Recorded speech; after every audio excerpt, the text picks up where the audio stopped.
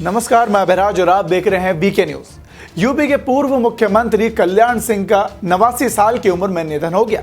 लखनऊ में मौजूद SGPGI अस्पताल में उन्होंने अंतिम सांस ली।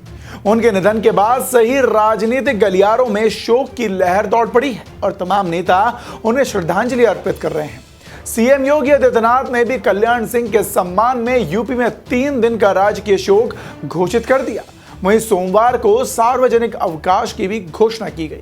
सीएम ने प्रतिक्रिया देते हुए कहा कि कल्याण सिंह का जाना सिर्फ देश की राजनीति के लिए नहीं, बल्कि भारतीय जनता पार्टी के परिवार के लिए भी निजी नुकसान है।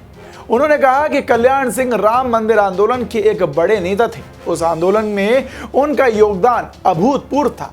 उन्होंने राम मंदिर के लिए अपनी कुर्सी तक त्याग दी थी और साथ ही उन्होंने नैतिक जिम्मेदारी लेते हुए बिना समय गंवाए वो मुश्किल फैसला लिया था जो हर किसी के लिए आसान नहीं था और उन्होंने अपने मुख्यमंत्री पद को इस्तीफा दे दिया था। तो चलिए अब आपको बताते हैं वो सभी बातें जिन्हें लेकर कल्याण सिंह का राजनीतिक करियर हमेशा से ही कभी सुर्खियों में रहा तो कभी आलोचनाओं का सामना भी करना पड़ा। आपको बता दें कि लगभग 3 दशक पहले यानी कि 30 साल पहले अयोध्या में बाबरी मस्जिद विध्वंस के बाद भारतीय जनता पार्टी के वरिष्ठ नेता कल्याण सिंह एक प्रमुख हिंदू नेता के तौर पर उभरे थे। हालांकि उस घटना के बाद उन्होंने नैतिक जिम्मेदारी लेते हुए उत्तर प्रदेश के मुख्यमंत्री पद से इस्तीफा दे दिया था। अब अगर बात करें कल्याण सिंह के बीजेपी से रिश्ते की, तो उन्होंने 2 बार भारतीय जनता पार्टी से नाता भी तोड़ा था। पहली बार 1999 में पार्टी नेतृत्व के मतभेद के चलते उन्होंने भाजपा छोड़ी थी और फिर 2004 में उनकी भाजपा में वापस भी हुई थी। इसके बाद 2009 में कल्याण सिंह ने बीजेपी के सभी पदों से त्याग पत्र भी दे दिया था और आरोप लगाया गया कि उन्हें भाजपा में यानी कि बीजेपी में अपमानित किया जा रहा है। हालांकि इस दौरान उन्होंने राष्ट्रीय क्रांति पार्टी बनाकर अपने विरोधी मुलायम सिंह यादव से हाथ भी मिला लिया था। वहीं दूसरी तरफ मस्जिद विध्वंस मामले में अदालत में लंबी सुनवाई चली। इस बीच वो राजस्थान और हिमाचल प्रदेश के राज्यपाल भी रहे।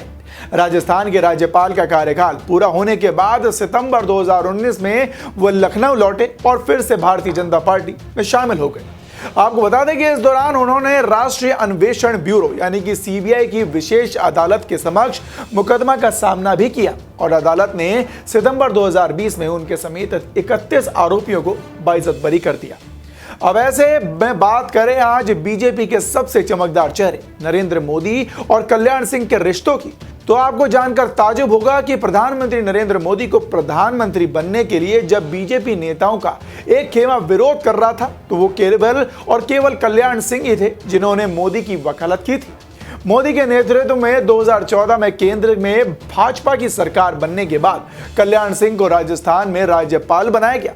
सिर्फ कल्याण सिंह ही नहीं बल्कि उनके परिवार के कई लोग आज भी बीजेपी में शामिल होकर देश की निस्वार्थ सेवा कर रहे हैं और नेता बने हुए हैं। जी हां, जिनमें कल्याण सिंह के परिवार में उनकी पत्नी रामवती देवी और बेटी साथ में है। और आपको बता दें कि उनके बेटे राजवीर सिंह उर्फ राजू भैया एटा में भाजपा के सांसद हैं, जबकि उनके पोते संदीप सिंह उत्तर प्रदेश सरकार में मंत्री भी हैं।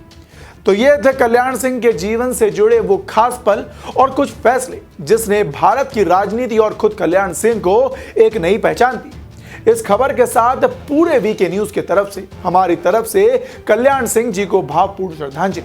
खबर से जुड़ी अपनी राय भी हमें कमेंट बॉक्स में जरूर बताएं और देखते रहें वीके न्यूज। धन्यवाद।